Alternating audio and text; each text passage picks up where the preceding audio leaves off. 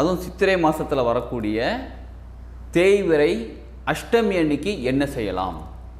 அது நாங்கள் அவ்வளோ ஸ்பெஷல். நார்மலாகவே அஷ்டமி ஸ்பெஷல். இப்போ நாங்கள் என்ன தாங்க பண்ணுறது? இவ்வளோத்தையும் சொல்லிட்டீங்க, நாங்கள் என்ன தான் பண்ணுறதுன்னு கேட்குறீங்களா? யாருக்கும் கொடுக்கல, யார்கிட்டையும் வாங்கலை. உங்களோட பொருளாதாரம் உயர ஆரம்பிக்கும். சொல்லுவாங்க, நான் வந்து பணத்தை பார்த்து ரொம்ப நாள் ஆச்சு, நான் ஃபுல்லாக ஆன்லைனில் தான் பண்ணிகிட்டு இருக்கேன், எனக்கு தேவையான பணம் வந்துகிட்டு இருக்கு. அவங்களோட நிலை வேறு. அவங்க வாழ்க வளமுடன். Healing hands education healing centre தங்கள் அன்புடன் வரவேற்கிறது. அதுவும் சித்திரை மாதத்தில் வரக்கூடிய தேய்பிறை அஷ்டமி அன்னைக்கு என்ன செய்யலாம்? அது நாங்கள் அவ்வளோ ஸ்பெஷல். நார்மலாகவே அஷ்டமி ஸ்பெஷல், அதுலேயும் தேய்பிறை அஷ்டமி ரொம்ப ரொம்ப ஸ்பெஷல், அதுலேயும் சித்திரை மாதம் வரக்கூடிய அஷ்டமி ரொம்ப ரொம்ப ஸ்பெஷல். இப்போ நம்ம நிறைய பேருக்கு வந்து எல்லாருக்குமே தெரிஞ்ச விஷயந்தான். அதாவது எல்லாருக்குமே தெரிஞ்ச விஷயம் என்னென்னா, தேய்பிறை அஷ்டமி அன்னைக்கு பைரவர் கோயில் போயிட்டு ரொம்ப சிறப்பு. இது எல்லாருக்குமே தெரியும். இது எதற்காக போயிட்டு வரோம் அப்படின்னா, நம்ம கர்ம பலங்கள் நிறைய டெலீட் ஆகிறதுக்கு, கழிகிறதுக்கும், நம்ம வாழ்க்கையில் அடுத்த லெவலில் முன்னேறதுக்கும், கண் திருஷ்டி இந்த மாதிரி பொறாமை, மற்றவங்களுடைய எண்ணங்கள், செய்வினைகள் இதில் நம்ம நீங்கிறதுக்கும் தெரியும். ஆனால் இதை தாண்டி சில விஷயங்கள் இருக்குது. இதைத்தான் நம்ம இன்றைக்கி தெரிஞ்சுக்க போகிறோம். முழுசாக பாருங்கள் இந்த வீடியோவை. நம்ம வாழ்க்கையில் நிறைய பேருக்கு பணப்பிரச்சனை இருக்குது. இந்த பணப்பிரச்சனையை எப்படி சரி பண்ணுறது? அதுவும் என்றைக்கு? அஷ்டமி, தேய்பிறை அஷ்டமி, சித்திரையில் வரக்கூடிய தேய்பிறை அஷ்டமி அன்றைக்கி என்ன செஞ்சால் சரியாகுன்றதையும் தெளிவாக தெரிஞ்சுக்க போகிறோம். பாருங்கள், நம்ம நார்மலாக அஷ்டமி அன்னைக்கு சிவன் கோயில் போயிட்டு வரலாம், வெங்கடாஜலபதி பெருமாள் கோயில் போயிட்டு வரலாம், அதுக்கப்புறம் நரசிம்மர் கோயில் போகலாம். அந்த நரசிம்மர் கோயிலில் வந்து லக்ஷ்மி நரசிம்மராக இருந்தால் ரொம்ப ரொம்ப சிறப்பு. இப்போ உங்கள் வீட்டு பக்கத்தில் சிவன் கோயில் இருக்கா, சிவன் கோயில் போயிட்டு வாங்க. அங்கே இருக்கக்கூடிய கால பைரவர் இருப்பாங்க, அங்கே பைரவர்கிட்ட போய் சாமி கும்பிட்டுட்டு வாங்க.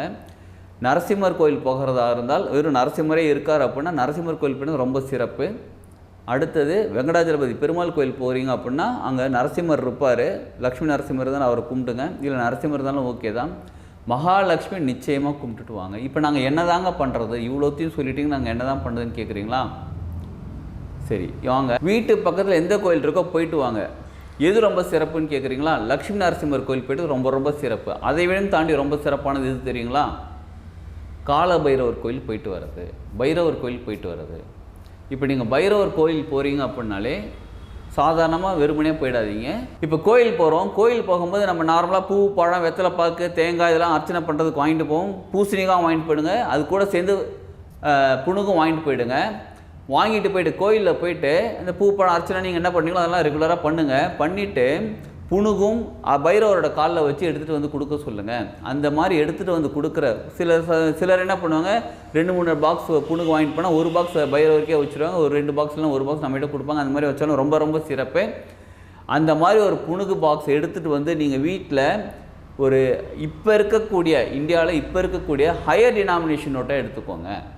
ஹையர் டினாமினேஷன் இப்போ இருக்கக்கூடிய 500 ரூபா நோட்டு.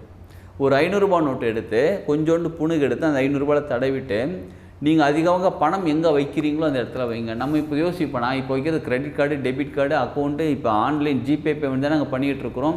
இதை தான் நாங்கள் பண்ணிகிட்டு இருக்கோம். இதில் எங்கே பணத்தை எங்கே யூஸ் பண்ணுறோன்னு கேட்டால், எல்லாருமே பணம் வச்சுருக்கு ரொம்ப ரொம்ப நல்லது. உங்கள் வேலெட், உங்கள் பர்ஸு, இங்கே பணம் வச்சுருக்கு ரொம்ப ரொம்ப நல்லது. எப்போயுமே ஒரு 500 ரூபா நோட்டோ உங்ககிட்ட இருந்துக்கிட்டே இருக்கணும்.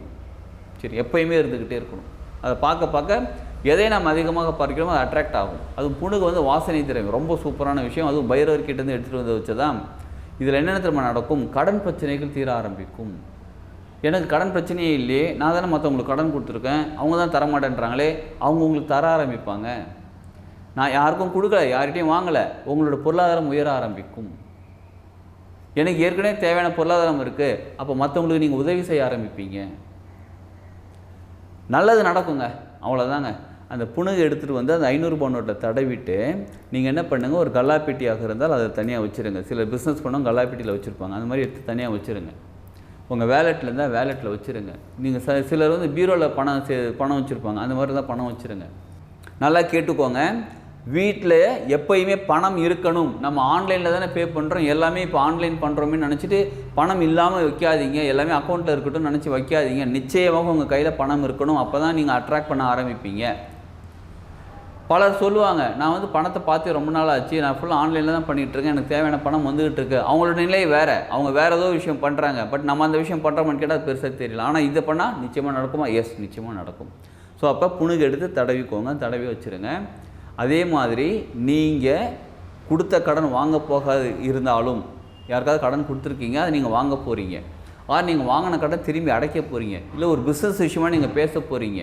பொருளாதாரம் சம்மந்தப்பட்டமாக ஏதோ ஒன்று செய்ய போகிறீங்கன்னா அந்த புணுகு இருக்குது பார்த்தீங்களா, அந்த புணுகை எடுத்து எந்த விரல் எடுக்கணும்னா அந்த மோதிர விரலை எடுக்கணும். அந்த புணுகை லைட்டாக டச் பண்ணி மோதிர விரல் எடுத்து நெத்தியில் நடுவில் வச்சுக்கோங்க, புருவ மத்தியில். அதாவது 2 புருவமும் மூக்கு நுனியும் சேரக்கூடிய இந்த இடத்துல வந்து லைட்டாக டச் பண்ணி வச்சுக்கோங்க. சிலருக்கு அது யோசனையாக இருக்கும், அது எப்படிங்க வச்சுட்டு போகிறது ஒரு மாதிரி இருக்கும்னு யோசிச்சிங்கன்னா புருவத்தில் தடவிக்கோங்க. லைட்டாக தடவிக்கிட்டு போங்க. நிச்சயமாக உங்களுக்கு ஆக்கர்ஷ சக்தி அதிகமாக கிடச்சி அந்த நீங்கள் எதற்காக போகிறீங்களோ அந்த காரியம் சக்ஸஸ் ஆகும், அந்த காரியம் வெற்றி அடையும். நீங்கள் எதற்காக போகிறீங்களோ அது நிச்சயமாக உங்களுக்கு தகுந்த மாதிரி சக்ஸஸ் ஆகும்.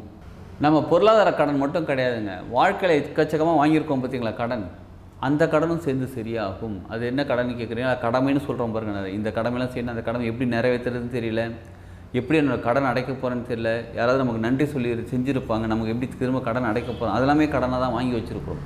இது எல்லாமே சரியாக ஆரம்பிக்கும். ஸோ மொத்தமாக பார்த்தீங்கன்னா இந்த பைரவர் வழிபாடு ரொம்ப ரொம்ப சிறப்பு. அதுவும் தேய்பிறை அஷ்டமி அன்னைக்கு இந்த பைரவர் வழிபாடு ரொம்ப சிறப்பானது. இந்த நாளை நம்ம பயன்படுத்தி கொள்வோம். நம்ம கடன் பிரச்சனையிலேருந்து வெளியில் வருவோம். நம்ம பொருளாதாரம் உயர்வடைவோம். வாழ்க வளமுடன்.